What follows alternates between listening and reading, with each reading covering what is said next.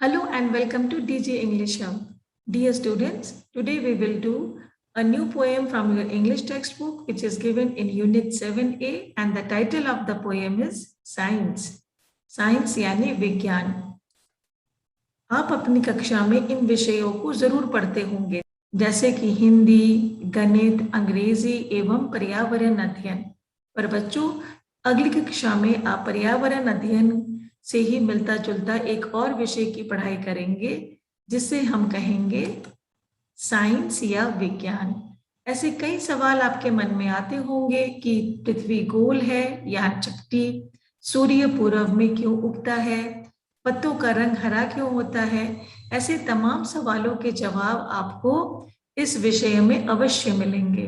तो चलिए देखते हैं कि आखिर इस पोएम में विज्ञान या साइंस के बारे में क्या बताया गया है। Do you know science is both a blessing and a कर्स।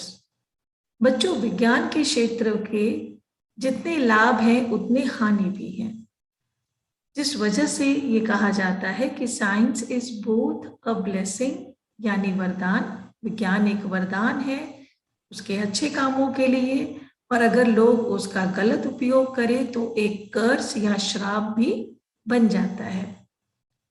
लेकिन साइंस के बहुत सारे उपयोग हैं और हम साइंस के बिना, विज्ञान के बिना तो शायद आज की जिंदगी सोच भी नहीं सकते हैं।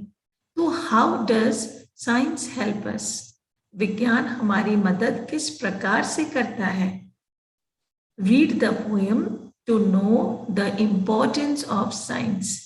चलिए इस कविता को पढ़ते हैं और विज्ञान के इम्पोर्टेंस या महत्व को जानते हैं। Science is a knowledge sphere.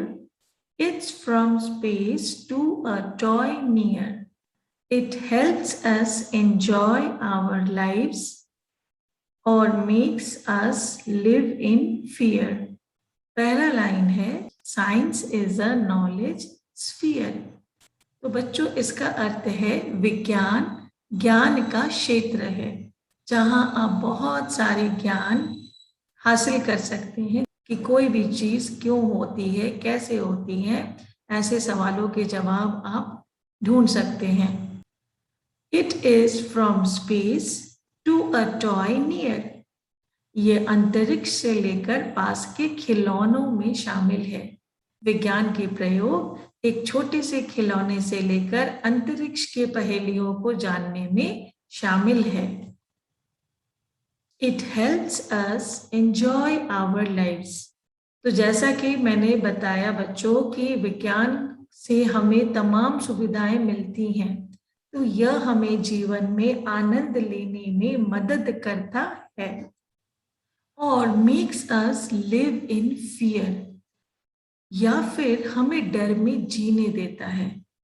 एक तरफ जब हम विज्ञान से उपयोगी वस्तु बनाते हैं तो ऐसे भी लोग हैं जो विज्ञान या साइंस का प्रयोग दूसरों को डराने के लिए करते हैं। युद्ध में उसका इस्तेमाल होता है, जितने भी बंदूकें बनती हैं, बारूद आप देखते हो या बम चलाए जाते हैं, ये सारे ही विज्ञान के देन है।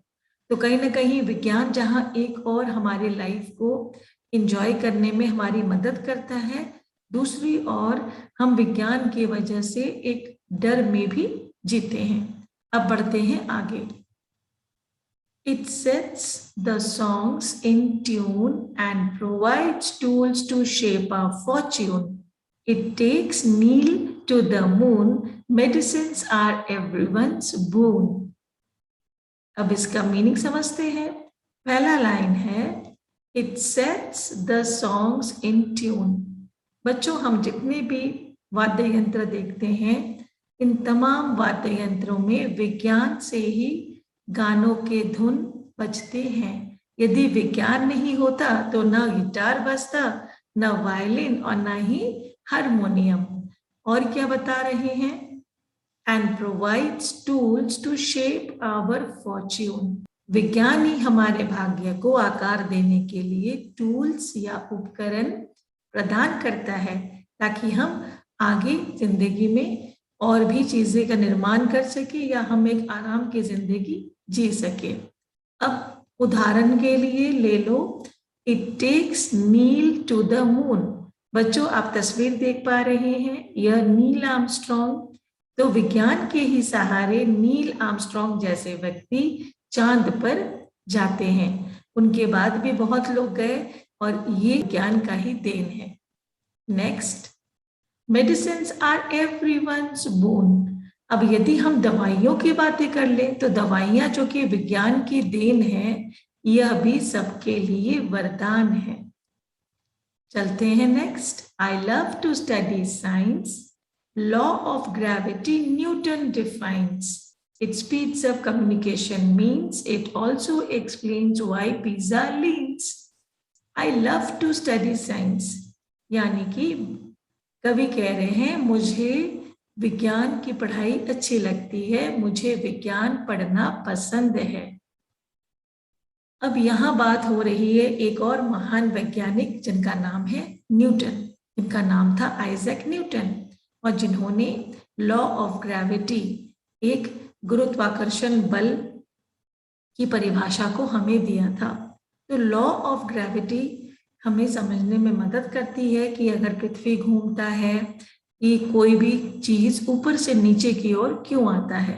जैसा कि आप देख पा रहे हैं कि महान वैज्ञानिक आइजक एक पेड़ के नीचे बैठे हैं, तो पता है वो एक सेब के पेड़ के नीचे बैठे थे और अचानक से एक सेब पेड़ से नीचे गिरा, और यह देखकर उन्हें ये चीज समझ में आई कि कोई भी चीज धरती पर ऊपर से हमेशा नीचे की ओर ही गिरती है, और क्यों गिरती है, और इसका नाम उन्होंने दिया लॉ ऑफ ग्रेविटी।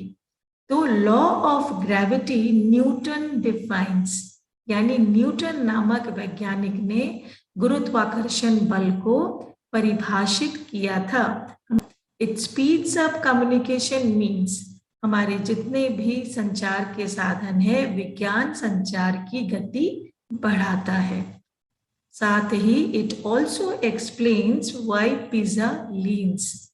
बच्चों ये जो आप मीनार देख रहे हो ना, ये पिज्जा की मीनार है और ये ऐसे झुकी हुई पाई जाती है। तो विज्ञान ने बताया कि पिज्जा की मीनार झुकी हुई क्यों है। Sometimes science threatens our existence when inventions are used with ignorance and weapons are used for defense, but can we live in its absence? अब हम समझते हैं इन 4 लाइन्स को। Sometimes science threatens our existence, तो कभी कभी विज्ञान हमारे अस्तित्व को धमकाता है या खतरा पैदा कर देता है। बात तो सही है, आप सामने अगर एक टैंक को देख रहे हो जिसमें से गोली बारूद निकल रहे हैं, तो कहीं ना कहीं यह भी विज्ञान का देन है। तो जब युद्ध होता है तो युद्ध जो कि विज्ञान, जो युद्ध के औजार हैं वो कहीं ना कहीं विज्ञान की ही देन है। तो उनकी वजह से, हथियार या औजार की वजह से हमारे अस्तित्व को खतरा होता है कि कहीं इंसान मारे न जाए। So science threatens our existence, हमारे अस्तित्व को खतरा भी पैदा कर देता है। और साथ ही साथ when inventions are used with ignorance, inventions यानी बच्चों आविष्कार, तो जब आविष्कारों का प्रयोग लापरवाही से किया जाता है तब उस स्थिति में विज्ञान हमारे लिए खतरा बन जाता है। इग्नोरेंस का अर्थ हो गया लापरवाही या अज्ञानता, जिस चीज की जानकारी हमें नहीं होती है। And weapons are used for defence, यदि विज्ञान की देन है हथियार, तो हथियार को क्यों बनाया गया था? हथियारों का प्रयोग अपनी रक्षा करने के लिए किया जाता है। तो जो भी वेपन्स है वो उनका मुख्य उद्देश्य था खुद को डिफेंड करना या फिर खुद की रक्षा करना। पर कभी कभी इन्हीं हथियार से लोग दूसरों की जान भी ले लेते हैं, जो कि बहुत गलत है। But can we live in its absence, लेकिन बच्चों क्या हम विज्ञान के बिना रह सकते हैं? आपको क्या लगता है? थिंक अबाउट इट, इसके बारे में सोचिएगा जरूर। अब अंतिम में हम पूरी कविता को एक बार साथ में पढ़ लेते हैं। आप मेरे पीछे रिपीट करें या दोहराएं। Science is knowledge sphere Science is knowledge sphere. It's from space to toy near. It helps us enjoy our lives or makes us live in fear. It sets the songs in tune and provides tools to shape our fortune. It takes Neil to the moon. Medicines are everyone's boon. I love to study science. Law of gravity, Newton defines. It speeds up communication means.